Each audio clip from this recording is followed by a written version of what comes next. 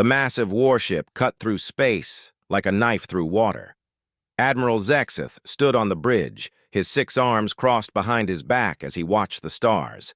The ship was so large that entire cities could fit inside it.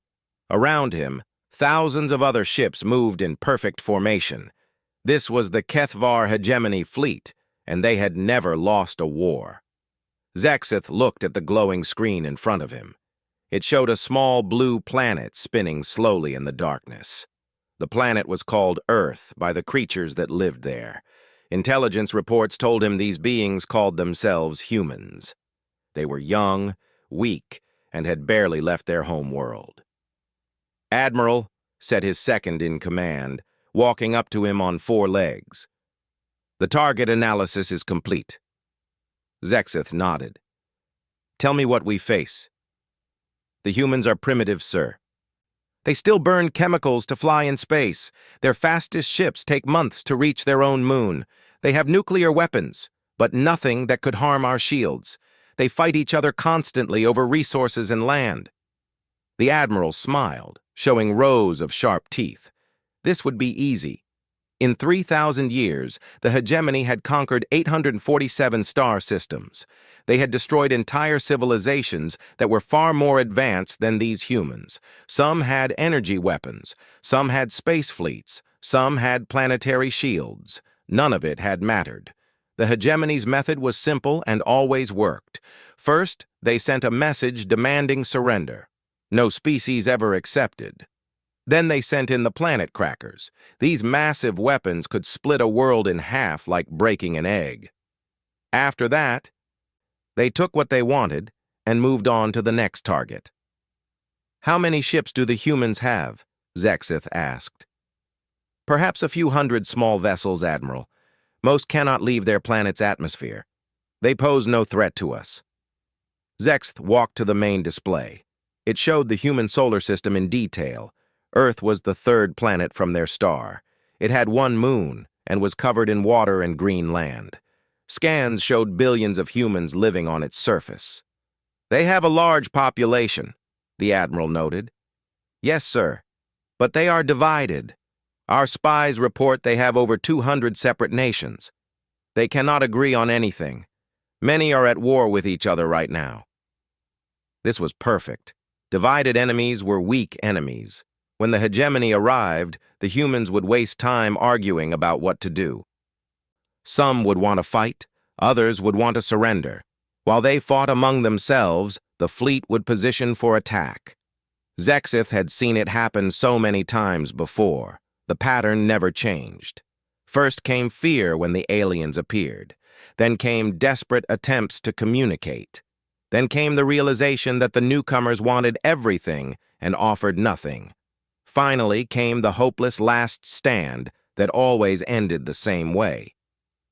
"Set course for Earth," the Admiral commanded. "Signal the fleet. We advance at full speed." "Yes, sir. Estimated time to target?" 3 months, Zexeth replied. He turned to look at his officers. "Prepare the standard conquest protocol. Send the surrender demand as soon as we enter their detection range. Give them 24 hours to respond." The officers saluted and went to their stations. Soon the entire fleet was moving toward Earth. 10,000 warships, each one larger than a human city. The combined firepower could destroy 100 worlds. As the fleet traveled through space, Zexeth thought about the coming battle. It would hardly be a battle at all. The humans had no idea what was coming. Their primitive radars might detect the fleet a few days before arrival, but that would not help them. He remembered the last world they had taken. The Zentari had been much more advanced than humans. They had energy shields around their entire planet. They had weapons that could destroy moons. They had a united government and a powerful military. It had taken the hegemony almost a week to break them. These humans would fall in hours. The Admiral called up files on his computer about human history. They fought constantly. World wars that killed millions, smaller wars that never seemed to end. They poisoned their own planet and competed for resources instead of sharing them. They were everything the hegemony expected from a primitive species. "Sir," called an officer from across the bridge, We are receiving transmissions from Earth. What kind of transmissions? Entertainment broadcasts, sir. Music, stories, moving pictures, also some basic science communications. Zexith listened to a few seconds of human music. It was strange, but not unpleasant.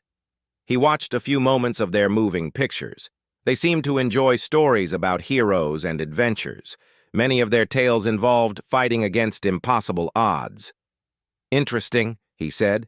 They dream of being warriors. Soon they would learn the difference between dreams and reality.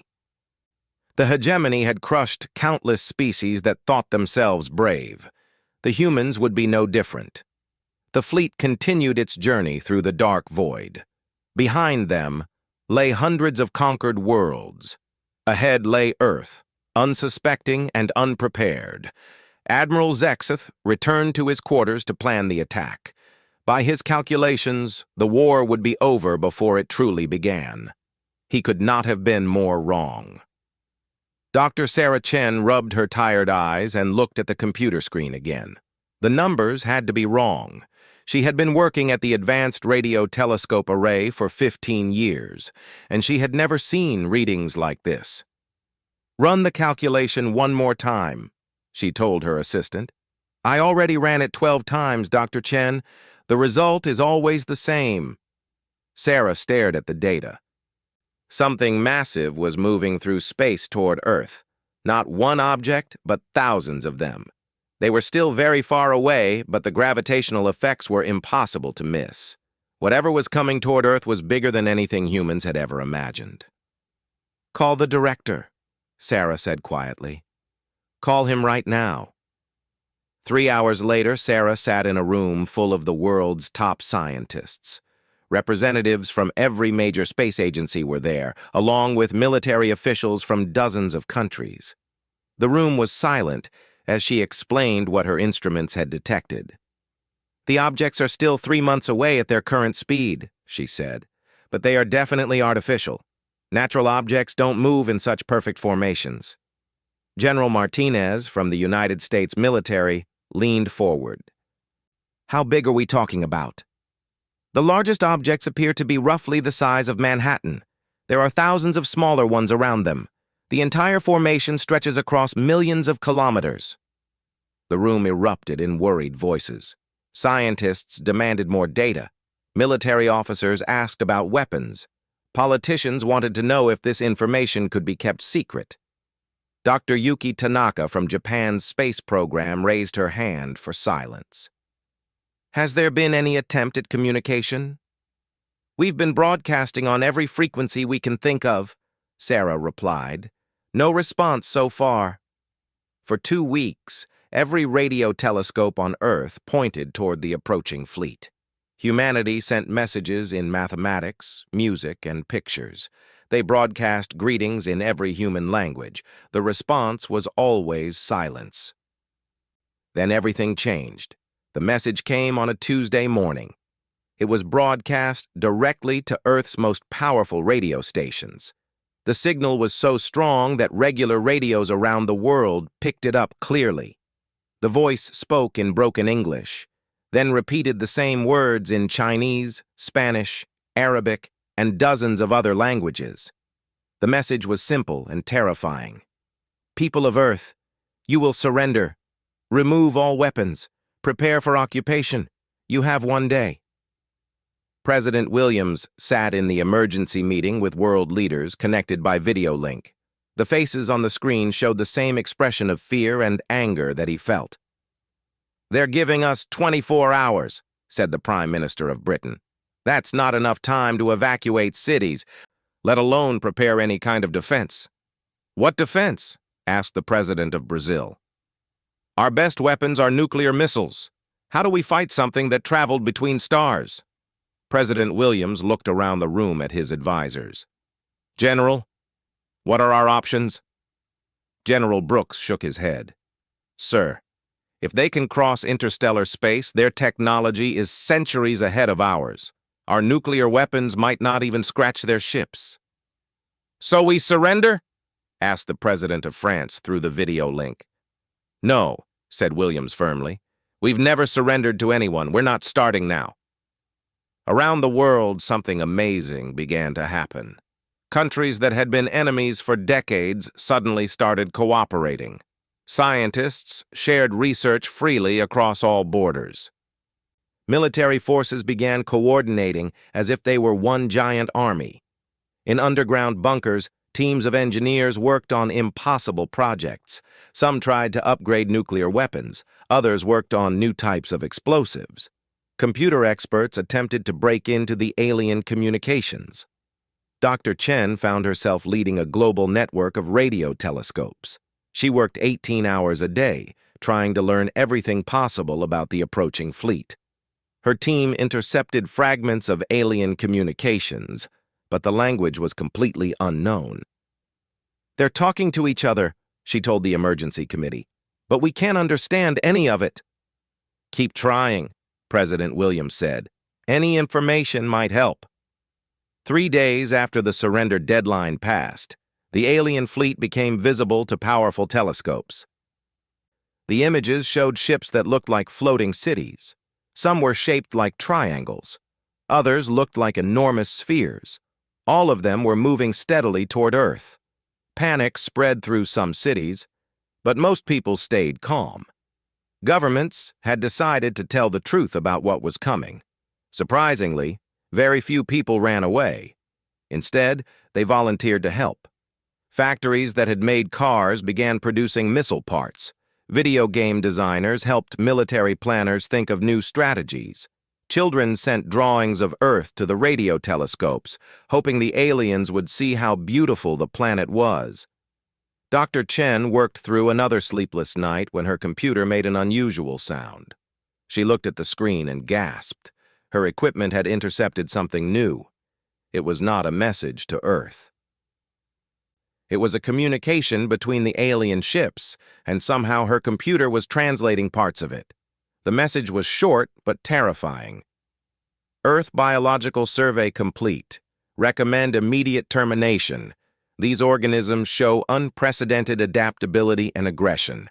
Advise against standard occupation procedures." Sarah's hands shook as she read the response. "Negative. Proceed with standard conquest. Previous species claim to be dangerous. None have posed actual threat to hegemony forces." She stared at the screen.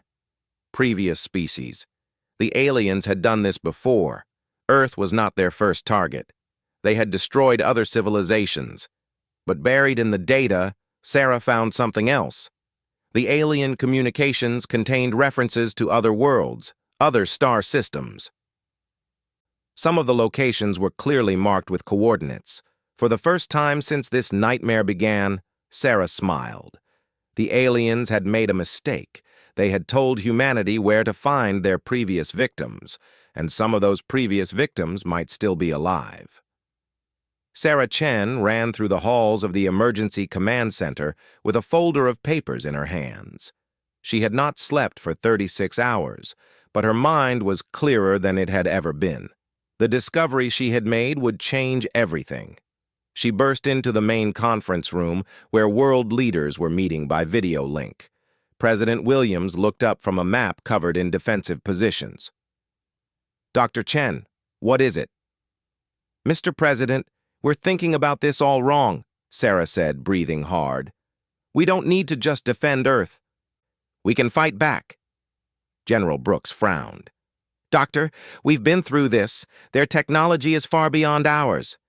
"But they're not fighting just us," Sarah said, spreading papers across the table. "Look at this data. The aliens have conquered 847 other star systems, but some of those civilizations might still be alive." She pointed to the translated alien communications. "They keep saying previous species claim to be dangerous. That means other races fought back. And if they're still talking about avoiding standard occupation procedures, it means some worlds gave them trouble." President Williams leaned forward. "Are you saying some civilizations survived? I'm saying some civilizations are still fighting. Look at these coordinates buried in their data streams. These are locations of their previous conquests. If we can contact the survivors, We could coordinate an attack, finished the president of Russia through the video screen. Sarah nodded excitedly. Exactly. The aliens expect us to fight alone, like every other species did. But what if we don't? What if we organize everyone they've ever attacked? The room fell silent as everyone realized what she was suggesting.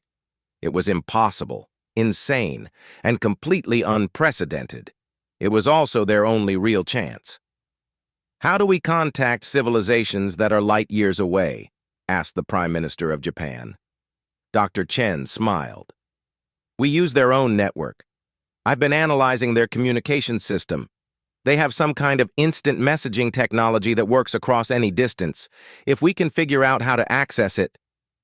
You want to hack alien technology? General Brooks asked. I want to send a message that will start a revolution.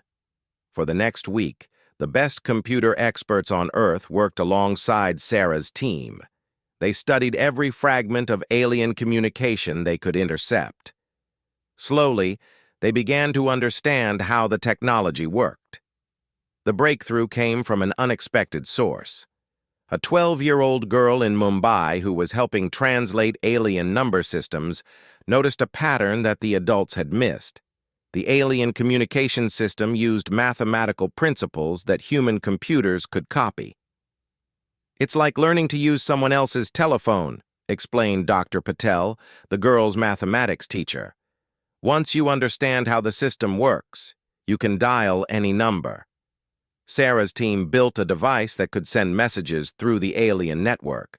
They had no idea if it would work, but they had to try. The alien fleet was now only 2 weeks away from Earth. The message they prepared was unlike anything ever sent into space before. It was not a plea for help. It was not a cry of fear. It was a declaration of war, and it was addressed to anyone who had ever suffered under alien rule. People of the galaxy, the message began. We are humans from the planet Earth. We know you have fought these invaders before. We know some of you survived. We know some of you are still fighting. Sarah watched as technicians prepared to broadcast the message to coordinates scattered across the galaxy. Her hands were sweating, but her voice was steady as she continued recording. The aliens think we are weak and divided. They think we will fight alone and lose, just like they expect you to do. They are wrong. We are not asking for your help. We are offering ours. The message included detailed information about the alien fleet. Sarah's team had mapped their ships, identified their weapons, and found weaknesses in their formations. But more importantly, the message included something no civilization had ever shared before: a complete battle plan for simultaneous attacks across multiple star systems. They expect us to defend our homes and die, Sarah's recorded voice explained. Instead, we will coordinate strikes against their supply lines, command ships, and occupation forces. We will hit them everywhere at once. The message contained technical specifications for weapons that could hurt the alien ships. It included communication protocols so different species could coordinate attacks. Most importantly, it included proof that the aliens could be beaten. We have studied these invaders for 3 months, the message continued. They are not invincible. Their ships have weak points. Their formations have flaws. Their overconfidence is their greatest weakness. Dr. Chen finished the recording with words that would echo across the galaxy. You do not have to surrender. You do not have to hide. You do not have to fight alone. Together, we can win. The transmission was sent to 47 different star systems where the aliens had previously attacked. Sarah had no way of knowing if anyone would receive it. She had no idea if any of the targeted civilizations still existed.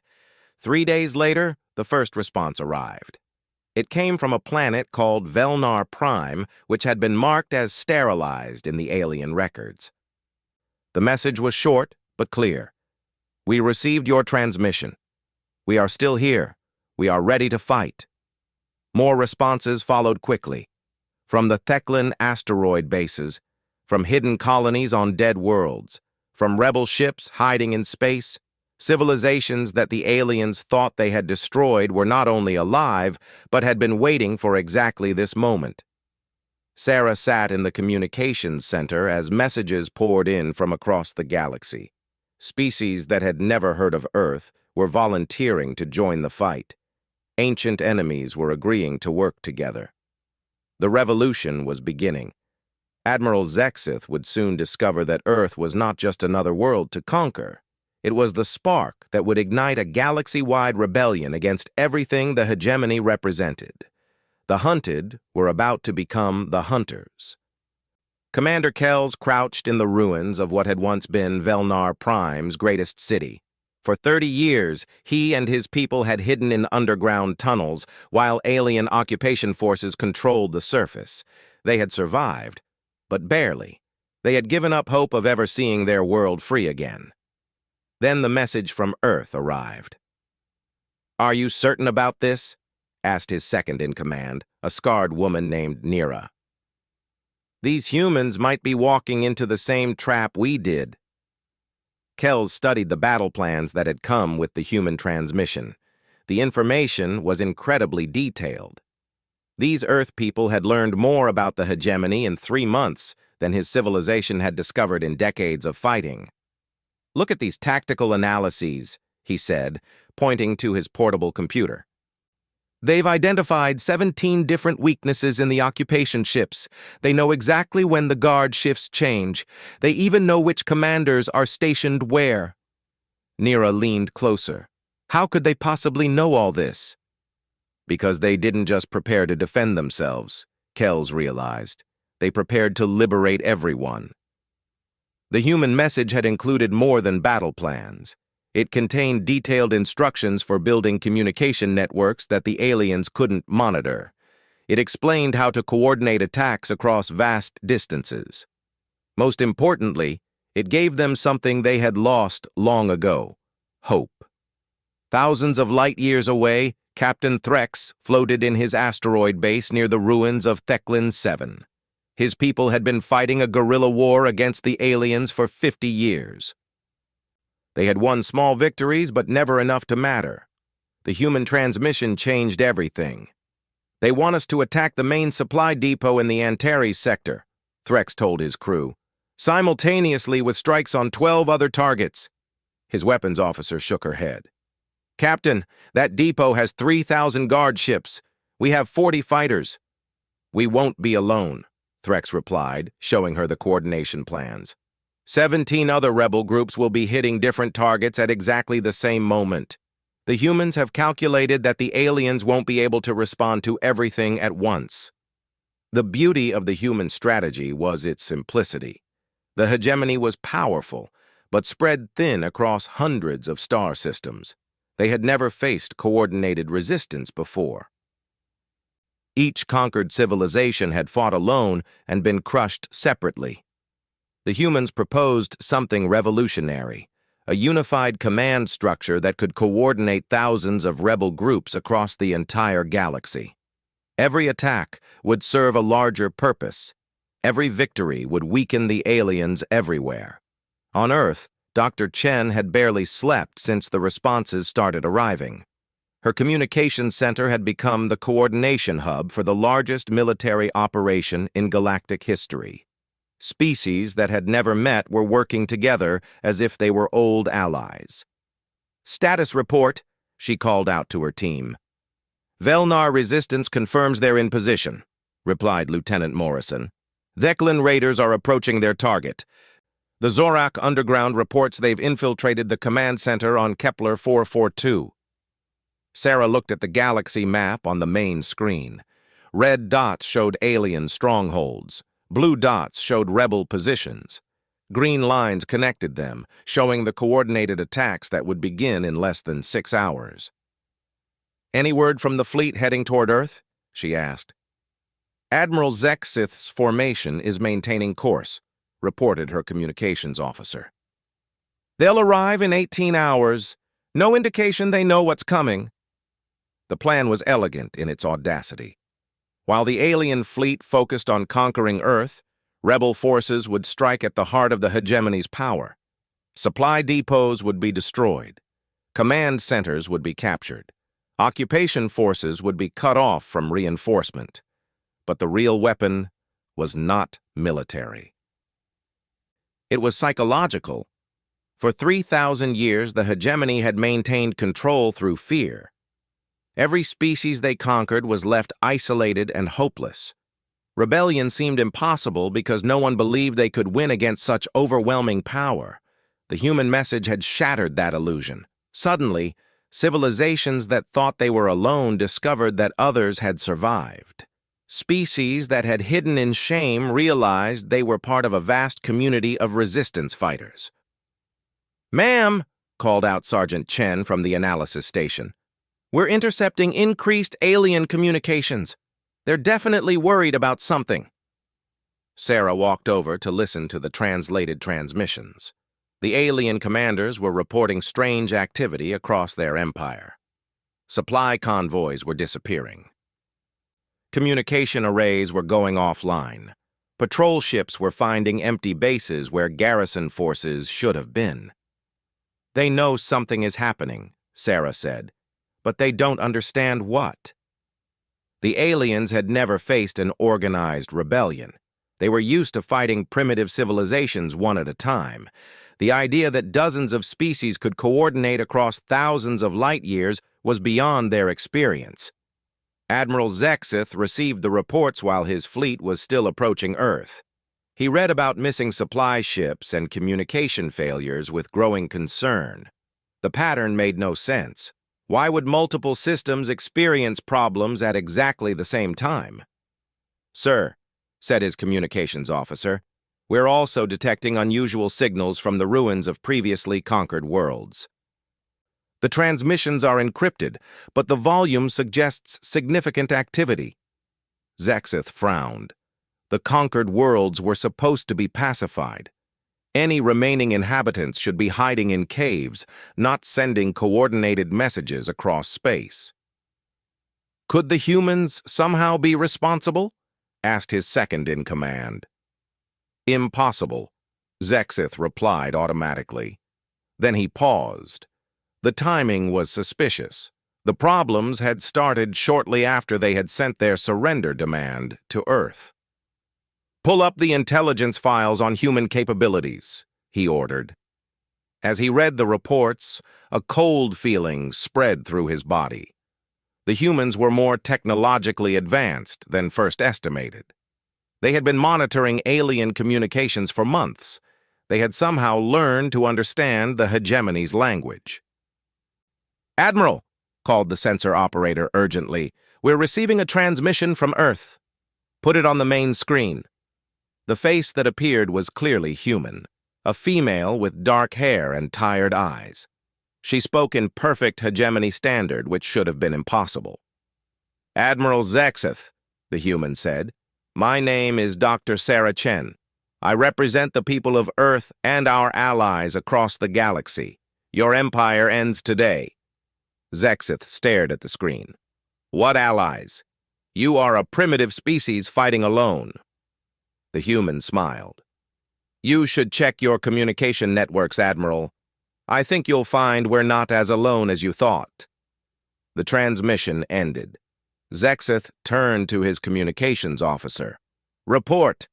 "Sir, we're losing contact with bases across 17 sectors. The Antares supply depot has gone silent. Kepler 442 Command Center is not responding. It's as if..." "As if what?" "As if the entire galaxy is rebelling at once, sir." For the first time in 3,000 years of conquest, Admiral Zexith felt afraid. The first explosions lit up the darkness near Jupiter. Admiral Zexith watched in disbelief as 3 of his outer scout ships simply vanished in brilliant flashes of light. The Earth system was supposed to be defenseless. "Report," he demanded. "Unknown weapons, sir. They appeared to detonate inside our shields." Zexith studied the tactical display. The attacks were not coming from Earth. Small human ships had somehow gotten behind his fleet during the approach. They were using weapons that bypassed every defensive system the hegemony had ever built. "How is this possible?" His science officer checked the data streams frantically. Admiral, these weapons seem to be modified versions of our own technology. They're using our shield frequencies against us. On Earth, President Williams watched the battle from the command bunker beneath the Rocky Mountains. The room was filled with officers from every nation on the planet. For the first time in human history, Earth's military forces were fighting as one army. Phase 1 complete, reported General Brooks. The infiltration teams are in position. Williams nodded. The plan had been Sarah Chen's idea, but it had required cooperation from every government on Earth. While the aliens had focused on the approaching fleet, humanity had launched dozens of small stealth ships. These vessels had used captured alien technology to get close to the enemy formation undetected. The ships were not armed with traditional weapons. Instead, they carried something far more dangerous: human engineers. Lieutenant Rodriguez crouched inside the alien dreadnought's engine room. Getting aboard had been terrifying, but the hard part was just beginning. Around him, his team worked quietly to plant devices throughout the massive ship. "Remember," he whispered into his radio, "we're not trying to destroy these ships, we're turning them against each other." The devices were sophisticated pieces of human engineering designed to take control of alien systems. Once activated, they would give Earth's commanders the ability to control enemy vessels remotely. Rodriguez checked his watch. In 30 minutes, every infiltration team across the fleet would activate their devices simultaneously. The aliens would discover that their own ships had become weapons aimed at themselves. Admiral Zexith was still trying to understand how the humans had gotten aboard his ships when the real attack began. It started with his own weapons targeting his own vessels. "Admiral!" screamed his tactical officer. "The forward batteries are firing on our escort ships." "That's impossible. Override the weapon systems." "I can't, sir. We've lost control of our own ship." Across the fleet, identical scenes played out on hundreds of vessels. Human infiltrators had not just planted bombs. They had taken control of the alien ships themselves.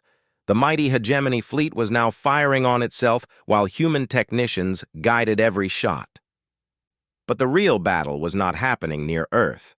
Across the galaxy, the coordinated rebellion that Dr. Chen had organized was tearing the hegemony apart. Commander Kells led his fighters out of the tunnels beneath Velnar Prime. For 30 years, the alien occupation force had controlled the surface. The massive alien base had seemed invulnerable, but the humans had shared the locations of every weakness. "Target the power core exactly as the Earth people instructed," Kells ordered. "One shot, maximum damage." The explosion could be seen from orbit. In 30 seconds, the occupation force that had controlled Velnar Prime for 3 decades was wiped out completely. Captain Threx watched similar explosions bloom across the Antares supply depot. His small fleet of 40 fighters had destroyed storage facilities that could have supplied 1,000 alien ships. The humans had been right about the timing. The depot's defenses had been moved to support the Earth invasion, leaving it nearly unguarded. "Captain," called his communications officer, "we're receiving victory reports from across the galaxy. The Zorak have taken Kepler 442. The rebellion on Proxima 7 succeeded. The aliens are in full retreat from 16 systems." From her command center on Earth, Dr. Chen watched the galaxy map change from red to blue as rebel forces liberated world after world. The coordinated attacks were working better than anyone had dared to hope. "Ma'am," said Lieutenant Morrison, "Admiral Zexith is requesting communication." Sarah nodded. "Put him through." The alien admiral appeared on the screen, but he looked very different from his earlier confident self. His ship was clearly damaged, and the sounds of explosions could be heard in the background. "Dr. Chen," he said, "I demand to know what you have done to my fleet." "We turned your own technology against you," Sarah replied calmly, "just like we turned your own empire against you." "This is impossible. No primitive species could coordinate attacks across such distances." Sarah smiled. "You're right, Admiral. No primitive species could do this, but we're not primitive. We're human. Behind Zexith, another explosion rocked his ship. You cannot defeat the entire hegemony. We have controlled the galaxy for 3,000 years. Had, Sarah corrected. You had controlled the galaxy. Check your communications. Admiral, your empire is falling apart as we speak. Zexith turned to his officers. The reports coming in were devastating. Rebel forces were attacking hegemony positions in 200 systems simultaneously. Supply lines had been cut. Command centers had fallen. Entire occupation fleets were surrendering rather than fight against impossible odds. This is not possible, he whispered. You made one critical mistake, Sarah said through the communication link. You assumed that conquest was permanent. You thought that fear would keep your subjects obedient forever. You never considered that someone might teach them how to fight back. The alien admiral's ship shuddered as more systems failed. Around Earth's orbit, the once mighty hegemony fleet was either destroyed, captured, or fleeing in panic. Ships that had conquered hundreds of worlds were being defeated by the species they had dismissed as primitive. You want to know what makes humans dangerous? Sarah continued. It's not our weapons or our technology. It's our refusal to accept that anyone has the right to rule over others by force. Zexith's ship lost power and began drifting. His final transmission was barely audible. What are you? We're the species that teaches others how to be free, Sarah replied. Across the galaxy, the news spread faster than light itself. The hegemony was finished. Species that had lived in fear for centuries were celebrating in the streets. Worlds that had been stripped of resources were planning their recovery. Children who had grown up under alien occupation were seeing their own sky for the first time. The revolution that began with one message from Earth had become an unstoppable force. The galaxy would never be the same. President Williams stood in the command center and looked at the map showing liberated worlds. Dr. Chen, you've changed everything. Sarah shook her head. We all changed everything. Every species that fought back, every rebel who refused to give up, every person who believed that freedom was worth fighting for. She looked out at the stars visible through the bunker's periscope. Somewhere out there, billions of beings were breathing free air for the first time in their lives.